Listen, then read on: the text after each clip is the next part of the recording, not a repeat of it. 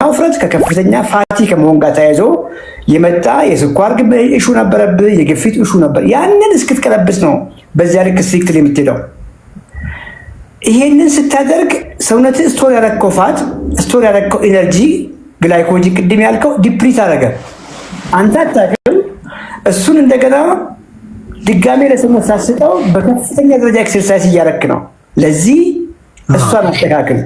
በኤክሰርሳይዝ ልክ ቅድም እስከዛሬ ማትበላቸውና የተከለከልከውን ሀዚ ካርቦች ኢንኮርፖሬት አድርገው እነሱ ለሰውነት መልስ አስተዋውቅ። ኦኬ አሁን በደንብ እየገባ ነው አይደለ? አሁን በደንብ እየገባ ነው። yes because ኢነርጂ ባላንስ ነው። ከፍተኛ ኢነርጂ ሰውነት ላይ ነበረ፣ ጡንቻ አልነበረህም።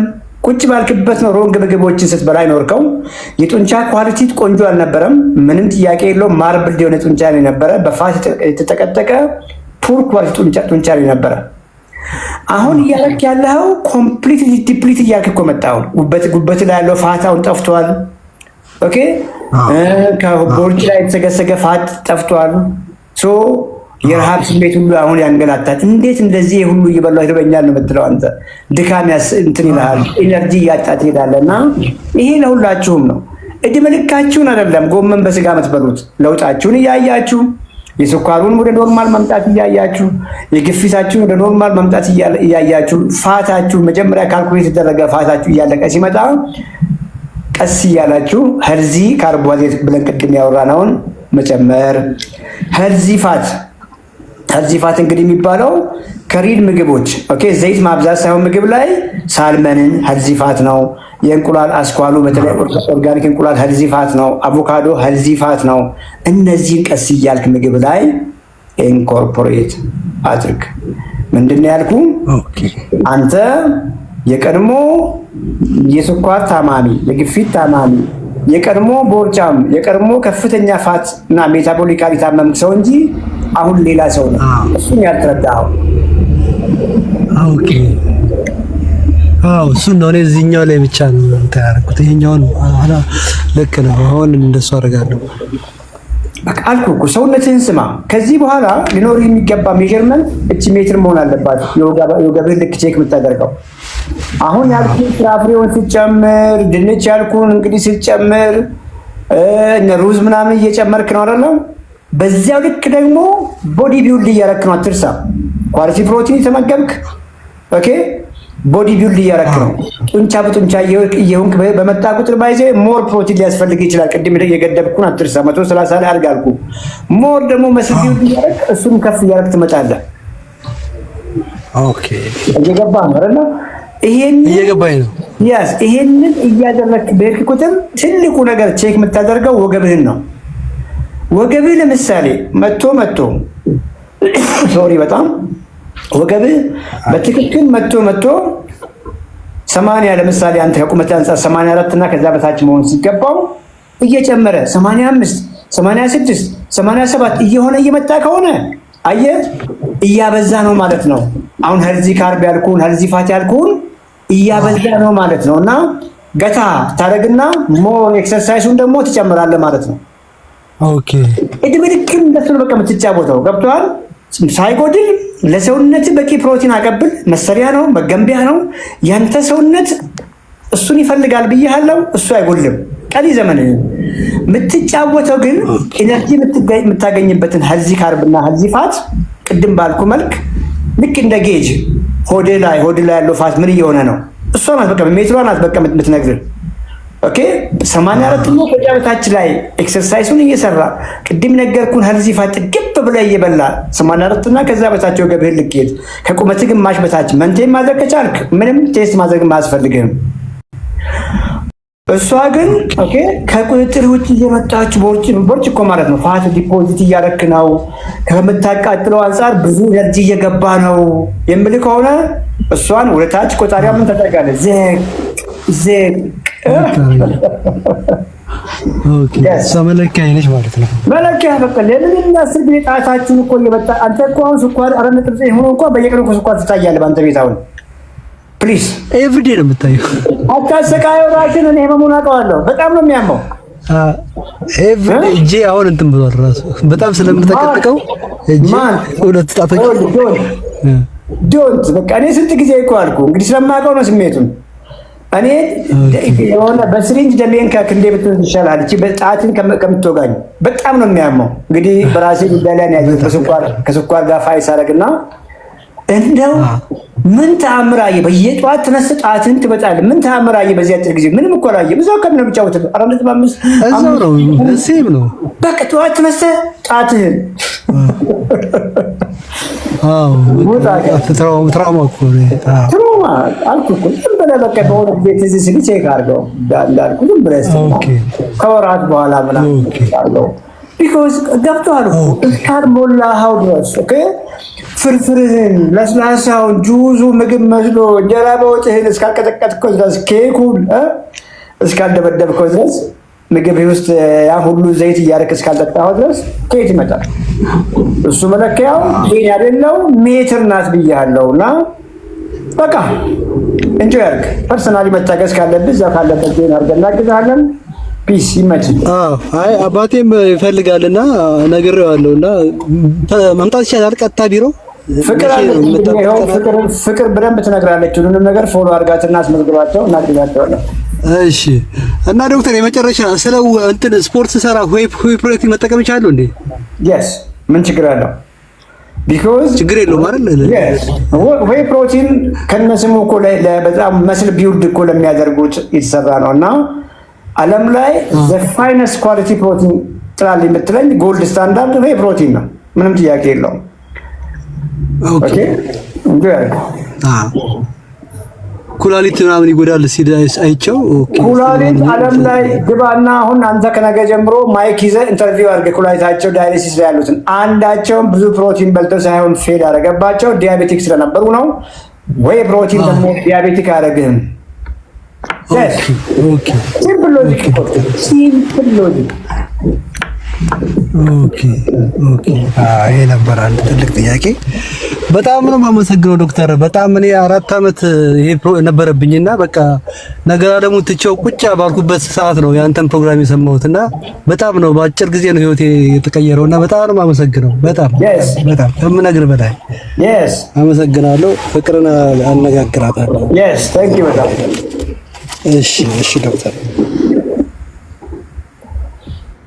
ፍቅር ማስቀድመው ሰው ካለ ኮመንት ላይ ጻፊልኝ።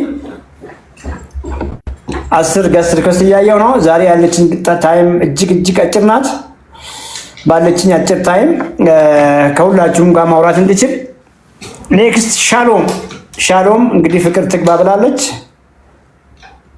ፍቅር ማናጀራችን ናት። ፍቅር ካለች እንግዲህ ሌላ ሰው መቅደም አይችልም። ፍቅር ሁልጊዜ ሎጂካል ናት። በምክንያት ነው ሻሎም ምን ያለቻት።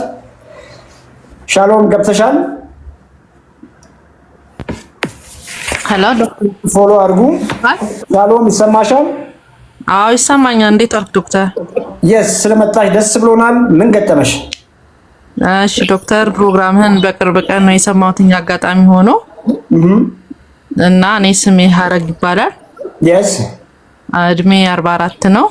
የስ ኪሎዬ ሜትር ከ67 ነው። ቁመትሽ ሜትር ከ67 ነው? አዎ። እና ኪሎዬ ደግሞ 78 ነው። 78 ኪሎ ነው። ስንት ኪሎ መሆን ያለብሽ ይመስልሻል? ነው የሳስበው ዝም ብዬ ከ58 እስከ 62 ግምቴን ነው። 61 አካባቢ 61። ስለዚህ ስንት ኪሎ ፋት ተሸክመናል?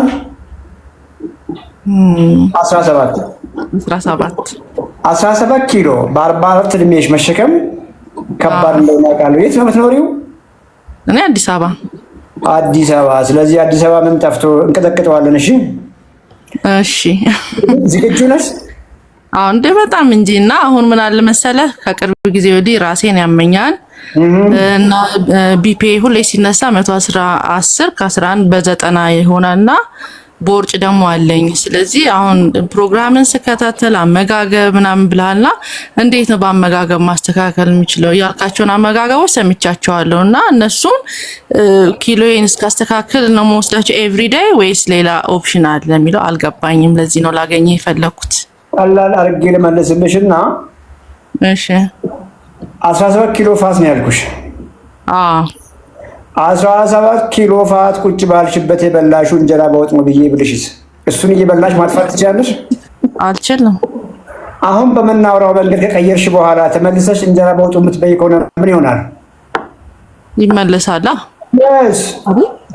ሲምፕል ሎጂክ እኮ ነው የምናወራው አይደለ? ምክንያቱም እያወራን ያለነው ዳይቲንግ ሳይሆን ሪቨርስ ዳይቲንግ ነው። ኦኬ የምንበላው ምግብ እኛን ሊያድሰን አይደለ? ሊያድሰን፣ ጤናማ ሊያረገን፣ ጠንካራ ሊያረገን፣ ከበሽታ ሊከላከለ ሆኖ ሳለ ቦርጫም የሚያረገን ከሆነ ጡንቻችንን ልፍስፍስ የሚያረግ ከሆነ አጥንታችን እንዲሳሳ የሚያረግ ከሆነ ፀጉራችን እንዲረግፍ የሚያረግ ከሆነ ቆዳችን እንዲሸበሸብ የሚያደርግ ከሆነ ግፊታችንን ከፍ የሚያረግ ከሆነ ለስኳር፣ ለሪ፣ ጤናማ ላልሆነ ኮሌስትሮል ከፍ ስልም ሃርት አታክ፣ ስትሮክ፣ ካንሰር ኦኬ አስቃይተን ተሰቃይተን እቺ ምድር እንድንሰራበት የሚያደርግ ከሆነ የምግብን ዲፊኒሽን ያሟላል ብለሽ ታስቢያለሽ? አያሟላም። ምግብ የተሰራንበት ነው። ማንም ሰው ያለ ምግብ መኖር አይችልም። እኔ እዚች ፕሮግራም ላይ የማወራው ትክክለኛው ምግብ ሊያድሰን የሚችል ከበሽታ ሊታደገን የሚችል ታመንም ከሆነ በሽታ ሊቀለብስ የሚችል ጤናማም ከሆንን ቀሪ ዘመናችን በጤና የሚያቆየን ምግብ ምንድን ነው? እቺ ፕሪንሲፕል ነው ማስተምርሽ። እሺ ግፊትሽን አልሰማንም እያለው ነው። ስንት በስንት አልሽንም ገለባበጥሽው። ግፊቴ አሁን በቅርብ ጊዜ ነው። አሁን ከ15 ቀን ጀምሮ 110 በ90 አንዳንዴ ያው በሳምንት እንደዚህ ነው ይቀያየራል። ፍላክቹዌት ያደርጋል። የሆነ ኮንስታንት አይደለም። አንቺም እኮ ፍላክቹዌት ታደርጊያለሽ አይደል? ትናንት ነበርሽው ልጅ ዛሬ አንድ አይደለሽም አይደል? በሁሉ ቀን ሰውነታችን በተለያየ ምክንያት ይቀያየራል። ሲቀያየር ስኳራችን ሁልጊዜ አንድ አይሆንም፣ ግፊታችን አንድ አይሆንም። እንግዲህ ምንድነው የማውራው መሰለሽ መጀመሪያ ላይ መወፈር እንጀምራለን። ቀስ እያለ ያ ውፍረት ይጨምራል እና አናቅም። ጠዋትም ቀንም ማታም ኦኬ ፍርፍራችንን እንበላለን አይደል? እንጀራ በወጣችንን እንበላለን። ቁጭ ባልንበት ነው የምንሰራው። በተለይ ሴቶች ቁጭ ባላችሁበት ነው የምትሰሩት። ብዙም ደግሞ የእግር ጉዞም የላችሁም። ኦኬ ምን እየሆነ ይመጣል? እየተጠራቀመ እየሞላ ይመጣል። እየሞላ ይመጣና ግፊት ከፍ ማለት ልክ ይጀምራል። ልክ ያንቺውን ከፍ እንዳለው ቀስ እያለ ደግሞ አንድ ቀን ሐኪም ቤት ስትሄጂ ኮሌስትሮልሽ እንደዚህ ሆኗል ይሉሻል። አንቺ አታውቂም። ያንኑ እየበላሽ ትሄጃለሽ። እሱ እየሞላ ነው። እየሞላ ሲሄድ ደግሞ አንድ ቀን አልትራሳውንድ ስትታይ ጉበትሽ ላይ ስብ አለ የሚል ዜና ትሰሚያለሽ።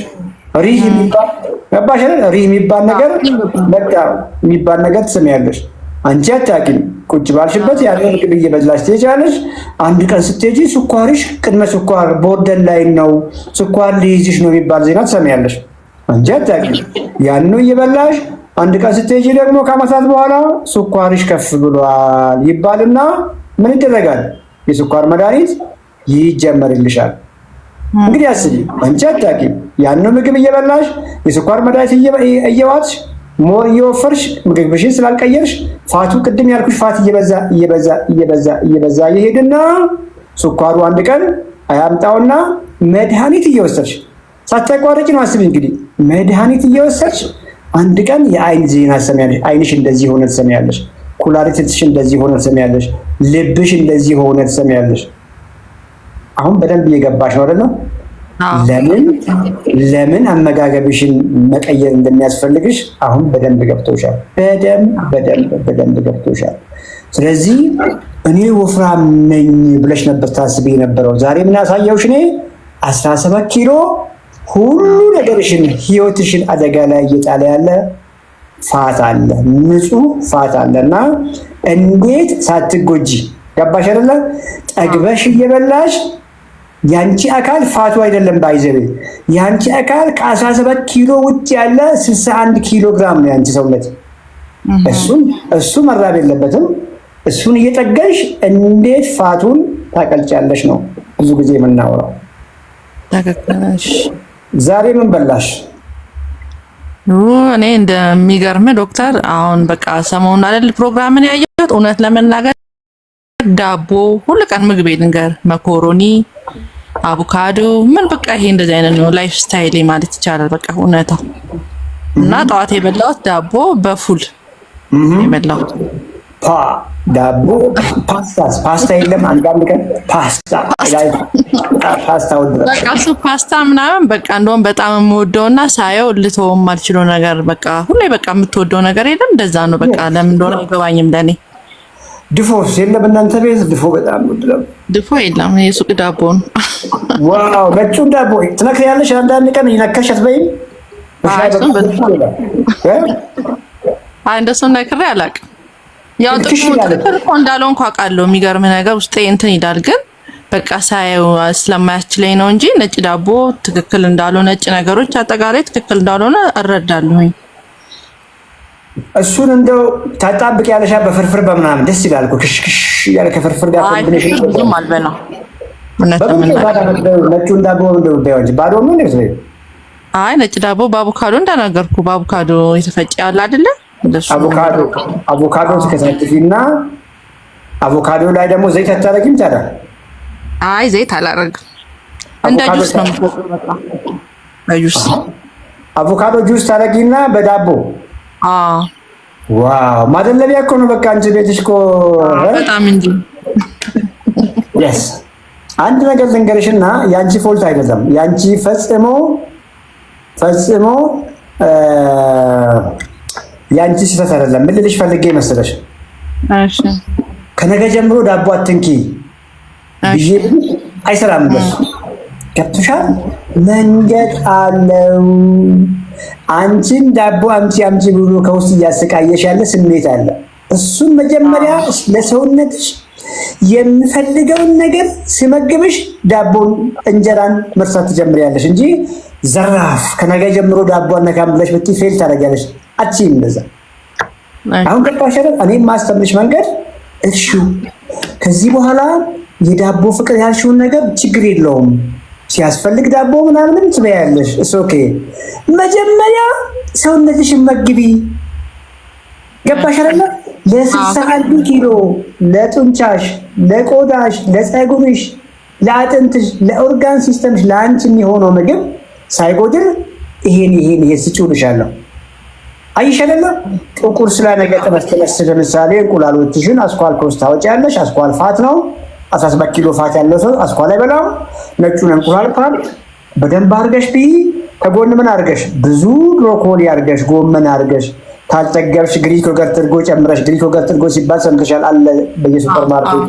ያን አድርገሽ ጠግበሽ ትበያለሽ። አሁን እንግዲህ አስብ፣ ጠግበሽ ጠዋት ላይ ያልኩሽ ምግብ ስትበይ የረሃብ ስሜት ይጠፋል። ልጆችሽ እንደፊት ለፊትሽ ዳቦ ሲበሉ አይተሽ ዳቦን ተቀብለሽ በመጉረስሽ የሚፈጠር ተአምር የለም። ብዙም አትበይማ። ገባሽ አይደለ? ቀድመሽ የበላሽው ምግብ አያስመኝሽም። ራበሽ አይደለ? ለምሳሌ አሁን በፊት 6 ሰዓት ላይ ነበር ምርብሽ፣ 7 ሰዓት ላይ ነበር ምርብሽ። አሁን የለም እንደሱ 10 ምግብ አምጪ አይልሽም። ገፋ ታረጊና እንበልና 9 ሰዓት 10 ሰዓት ላይ ራበሽ አይደለ? ስጋ ካለሽ ቀይ ስጋ ጠባብሽና ከብዙ ጎመን ጋር ከብዙ ብሮኮሊ ጋር ቢ። እሺ አሁን ለሰውነትሽ ቅድም ያልኩሽን እኮ ምግብ እስከዛሬ እኮ አበልተሽው አታውቂም፣ ሰተሽው አታውቂም። ስታስቢ እኮ ነበር በእንት ምክንያቱም የምትበይው ዳቦ በምናምን ቅድም ነገርሽን በአቮካዶ የሚሄደው ወደ ሰውነትሽ አይደለም ወደ ፋቱ ነበር የሚሄደው። ምን እያልኩሽ መሰለሽ? አንቺ ምግብ በበዛበት በረሃብ እያለቅሽ ነበር። አንቺ እየተጎዳሽ ነበር። ሰውነትሽን እየመገብሽው አልነበረም። አሁን ፀጉራችን እኮ ይነቃቅላል። 44 ዓመት በተለይ ሮንድ ምግብ ስንበላ። አንቺ ፀጉር እንዴት ነው? ፀጉሬ ጥሩ ነው ያለው፣ ግን አቅም የሚባል የለኝም። አቅም የለኝም እንጂ ፀጉሬ ደህና ነው፣ ግን አቅም የሚባል የለኝም። በቃ ጠንካራ ሰው አይደለሁም። አይደለሽም። ምክንያቱም ቅድም እንዳልኩሽ አሁን የአንቺ ሰውነት መመገብ የነበረበት ቅድም ያልኩሽን አሳውን በደንብ እሺ፣ ስጋ ከሆነ ጮማ ሳይሆን ቀይ ስጋ። ጮማ ለምን ነው የማትበይው? ኦልሞስት 17 ኪሎ ጮማ ተሸክመሽ ተጨማሪ ጮማ እዛ ላይ አይላክም። ለዚያ ቀይ ስጋ ቺክን ከሆነ ዶሮም ከሆነ ቆዳ እሺ፣ ከጎን እንዳይደልሽ ብዙ አትክልት አድርጊ በእንጀራ ቦታ። የእንጀራውን ክፍተት የዳቦውን ክፍተት በብዙ አትክልት ሙይ። ቅድም ያልኩሽ ኢነርጂ ራሱ ይመጣል። ራሱ ይመጣል። እንደው ሲያዩ ሰዎች አረጀሽ ገረጀፍሽ ይሉሻል ወይስ? በጣም እንጂ እንዴ በጣም ምን ሆነሽ ነው ይሉኛል። ምንድነው እንደዚህ ልጅ መውለድ እንደዚህ ያደርጋሉ? ምንም አይሉኛል። ብዙ ነገር ነው ኮሜንት የሚሰጠኝ። ራስሽን ጣልሽ እኮ ይሉሻል አይደል? ራስሽን አጠብቂኝ እንዳንቺ ይሉሻል። ከውስጥ ካልመጣ እኮ ራስ መጠበቅ እኮ አይመጣም። ገባሽ? ሙድሽ ሁሉ በቃ ጥሩ አይሆንም። ዲፕሬስ ትሆኛለሽ ምናምን። ቅድም ያልሽው ራስሽን ያምሻል፣ ድክምክም ይልሻል። ከየት መተሽ ነው ራስሽን የምትጠብቂው? ውጪ እንኳን እኮ አይልሽም። ሰው አግኝ እንኳን አይልሽም። አየሽ አይደለ? ከውስጥ እየታመምሽ ስለነበረ ነው።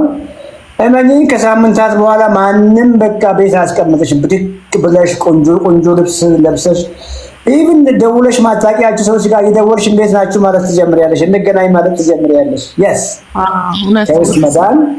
ከውስጥ መዳን ይሄ ነው። አይ ቲንክ የጠየቅሽኝን ጥያቄ መልሼልሻለሁ። ይሄንን ምግብ ለጊዜው ነው እንደምበላው ያልሽውንም በደንብ ገብቶሻል። ምክንያቱም እኛ እያወራን ያለነው ስለ ክብደት ቅነሳ አይደለም። የስ ክብደት ቅነሳ እግረ መንገድ ይመጣል።